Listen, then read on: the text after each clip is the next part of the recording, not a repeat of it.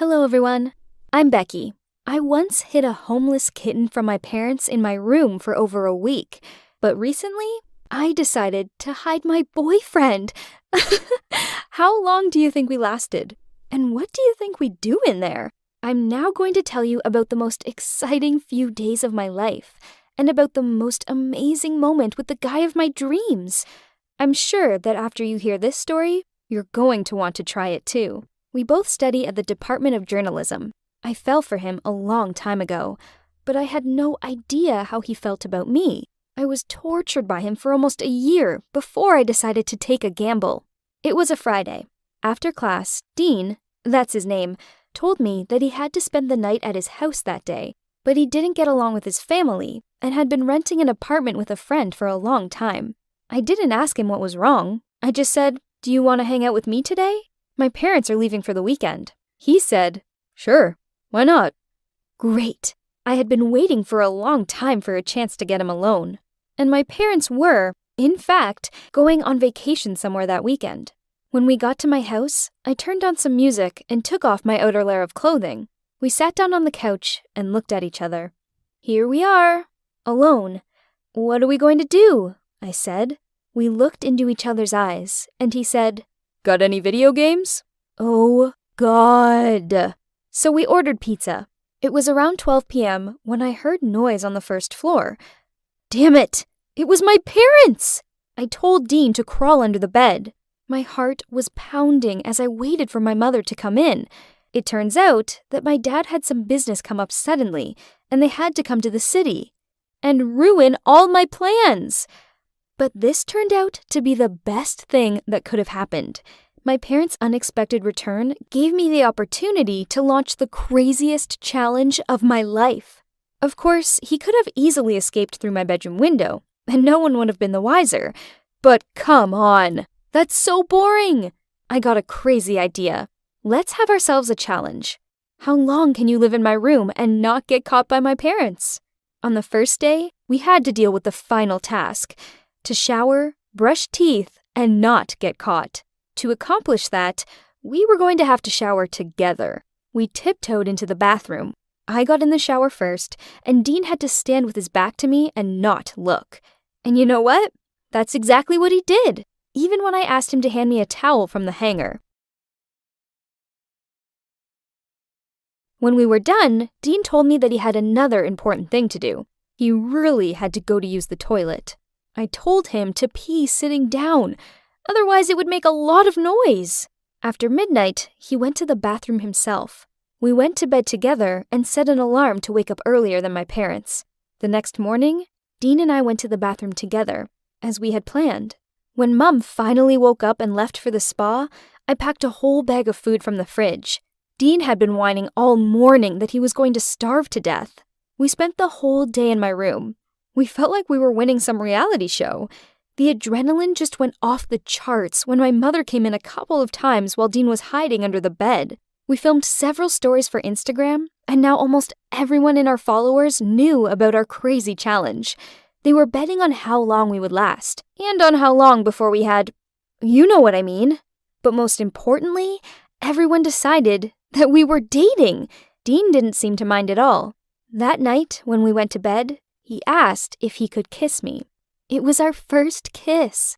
On Sunday morning, we woke up again to the alarm and repeated our morning ritual. The fact that we had been together for so long in a confined space changed a lot. Now we felt comfortable telling each other things. For example, Dean told me that he had always been embarrassed by the difference in our social status and the fact that he didn't come from a particularly wealthy family. When he reached into his backpack again, he dropped something. I gave Dean a serious look, and he suddenly said, "I'm just afraid of your parents. Do you think I would be so dumb if we were alone here?" Then he kissed me again.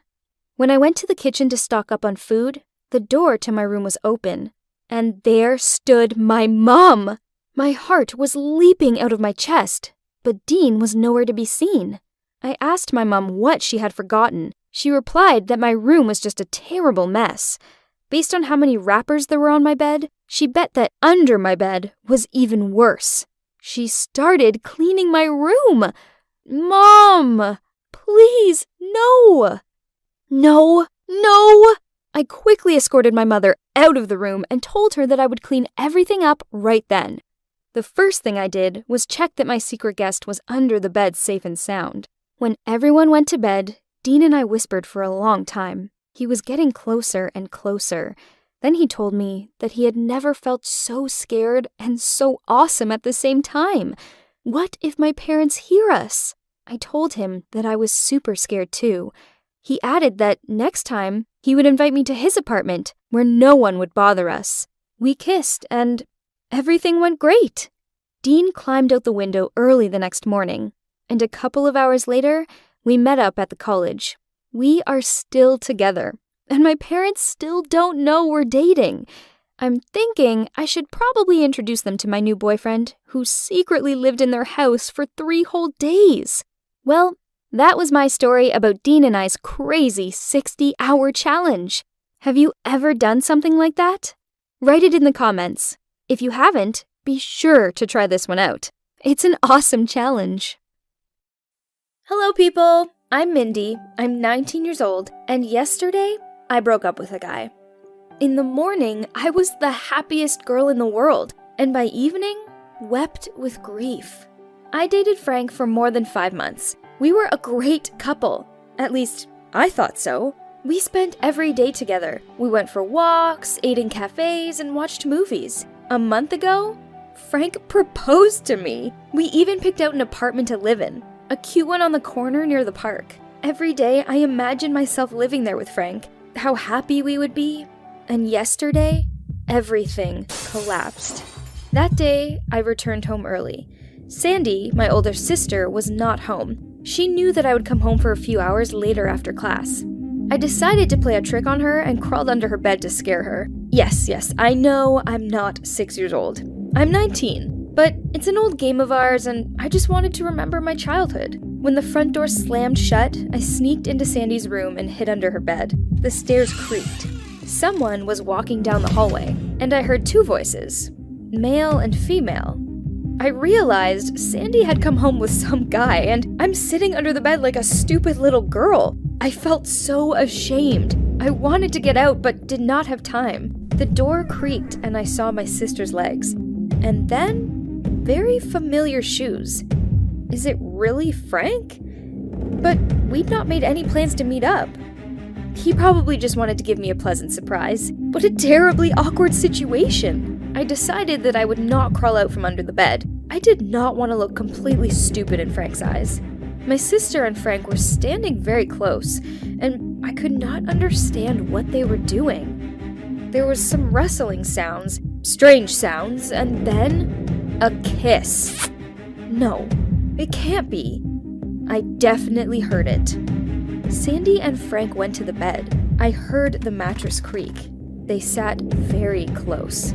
There was the sound of kissing, again and again. I distinctly heard the rustle of clothes and the sound of a zipper unfastening. This was probably Frank's windbreaker. I had given him a fashionable Nike jacket for his birthday.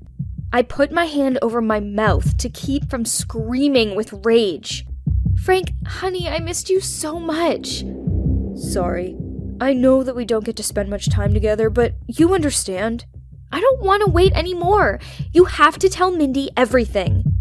Sorry, dear, but I can't. Mindy's so vulnerable. She dreams of a wedding, so I want to wait for the right moment. Mindy is just a spoiled little brat. You've got to be brave. Tell her it's over. Honey, I feel sorry for her. But I'll tell her. I promise I'll tell her. Come here, gorgeous. And again, the sounds of kisses. I felt my heart breaking apart. Only at that moment did I understand why poets love this image so much. I really felt something break inside me, and pain and cold filled my soul. They kissed and told each other sweet nonsense, and I lay there under the bed, quietly sobbing. Even after Sandy and Frank were long gone, I cried and cried. Then I got out, washed and wiped my face. I pulled myself together. When Sandy returned, I confronted her quite calmly. Sandy, I'm sorry. I accidentally overheard one of your conversations. And you know what? You're absolutely right. I really am a naive fool. All this time, I believed you, considered you the closest person to me, and you betrayed me. I'm very sorry that I was so wrong about you." Then I called Frank and said that I no longer wanted to see him. Here I am, sitting in my room, completely alone, and I'm writing this story. I no longer have a sister and no boyfriend. My dreams are shattered. Were you ever betrayed by a loved one? How did you cope with it? And where did you get your strength from?